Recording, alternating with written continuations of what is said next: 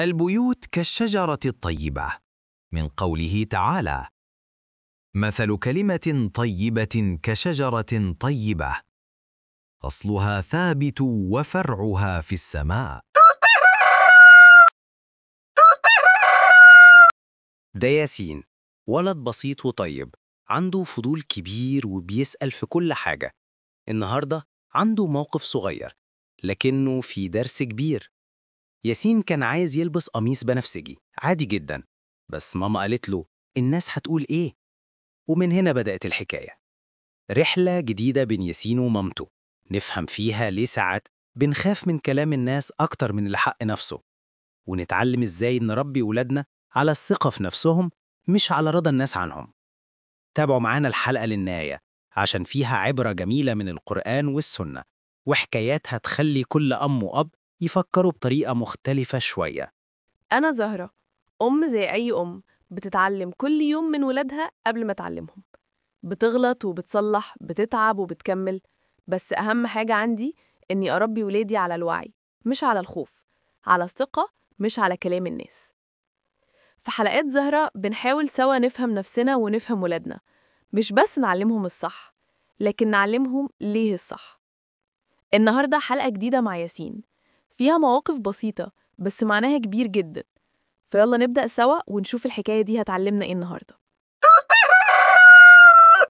أنا عايزة ألبس القميص البنفسجي ده النهاردة. إيه يا ياسين؟ بنفسجي؟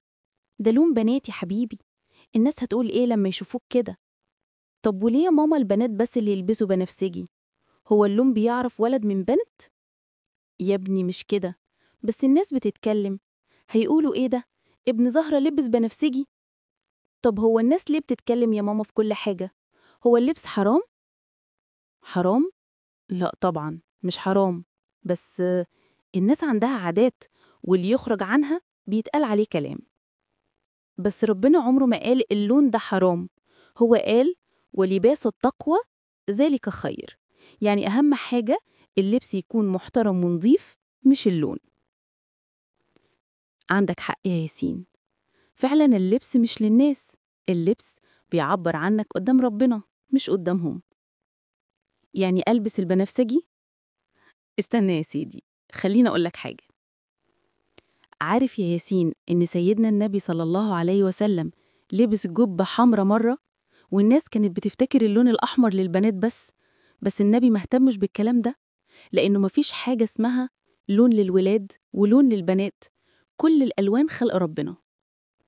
بجد يا ماما، النبي لبس أحمر؟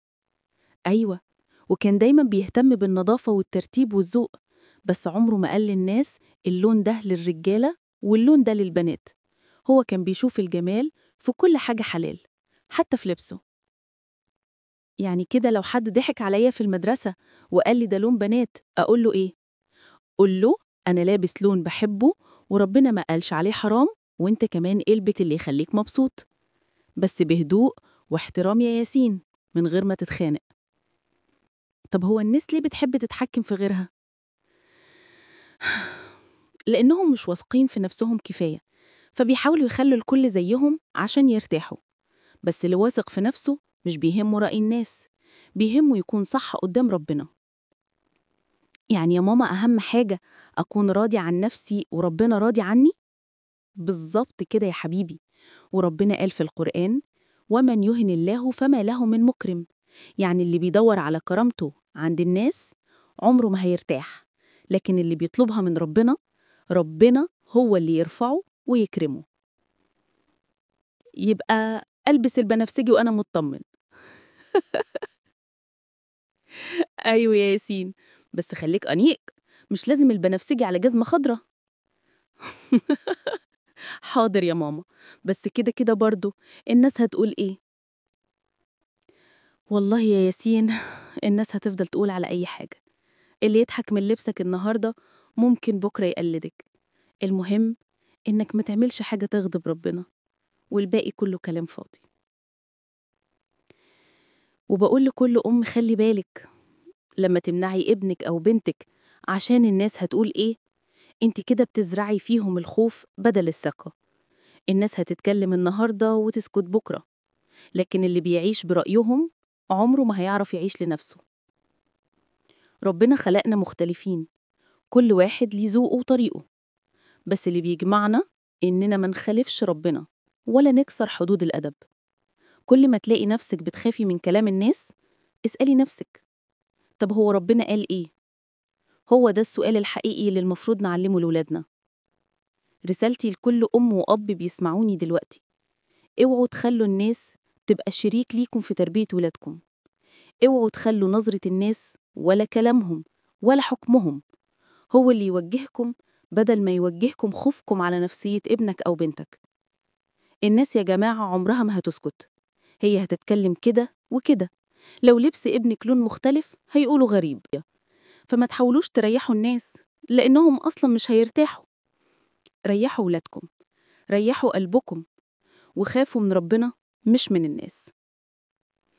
التربية مش إننا نربي ولادنا على إيه الصح في عين الناس، لكن إيه الصح في عين رب الناس.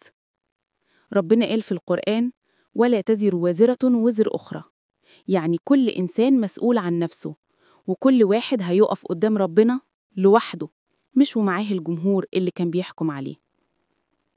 يا ريت نفتكر دايما إن النبي صلى الله عليه وسلم قال: من أرضى الله بسخط الناس رضي الله عنه وأرضى عنه الناس، ومن أرضى الناس بسخط الله سخط الله عليه وأسخط عليه الناس. اللي بيربي ابنه على رضا ربنا عمره ما يخسر، حتى لو الناس اتكلمت، الزمن هيثبت له إنه اختار الصح. احكوا لولادكم عن الأنبياء اللي اتكلم عنهم الناس، عن سيدنا نوح اللي قومه سخروا منه، وسيدنا إبراهيم اللي حطم الأصنام واترمى في النار، وسيدنا محمد صلى الله عليه وسلم اللي اتقال عليه مجنون وساحر، لكن كلهم كانوا ثابتين لأن هدفهم كان رضا ربهم مش رضا الناس. ولادكم محتاجين يشوفوا فيكم أم وأب قلبهم كبير، بيسمعوا بيفهموا مش بيحكموا.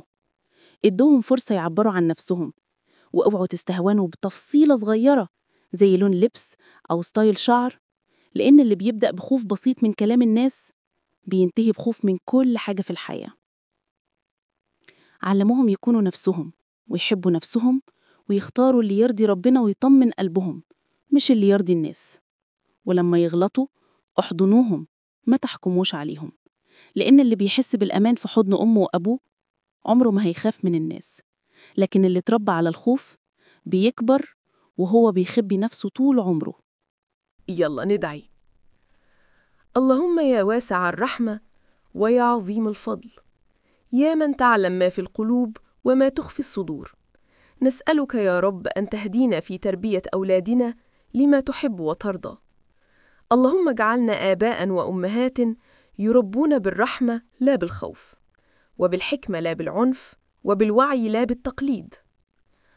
اللهم علمنا كيف نرى أولادنا بقلوبنا لا بأعين الناس. اللهم ارزقنا الصبر على اختلافهم والفهم لعقولهم، واجعلنا سنداً لهم لا حاجزاً أمامهم، واجعلنا سبباً في سعادتهم لا في وجعهم. اللهم طهر قلوبنا من الخوف من الناس ومن السعي وراء رضاهم، واجعل خوفنا كله منك وحدك، وارزقنا شجاعة نقول الحق ونربي على الحق ونسير على الحق. اللهم أصلح بيوتنا وأبعد عنها الهم والحزن والجدال، واجعلها عامرة بالمحبة والطمأنينة والرحمة. اللهم اجعل أولادنا قرة أعين لنا في الدنيا والآخرة. اللهم افتح عليهم أبواب الفهم والعقل والنور. اللهم بارك في عقولهم ونياتهم وأيامهم، واحفظهم من كل نفس حاسدة ومن كل عين مؤذية ومن كل طريق ضال. اللهم اجعلهم ممن يسيرون في دربك بثقة، وممن يعرفون أن قيمتهم في عيونك لا في عيون الناس. اللهم لا تجعلهم أسرى لكلمة الناس حتقول إيه، واجعلهم أحراراً في الحق، صادقين في القول والعمل، نقيين القلب، مطمئنين بالإيمان، سعداء برضاك يا أرحم الراحمين. اللهم اجعلنا قدوة لأولادنا في الخير، واجعل أعمالنا تذكر بخير. اللهم اجعل يومنا بركة، وليلتنا سكينة، ونومنا راحة، وصبحنا أملاً جديداً.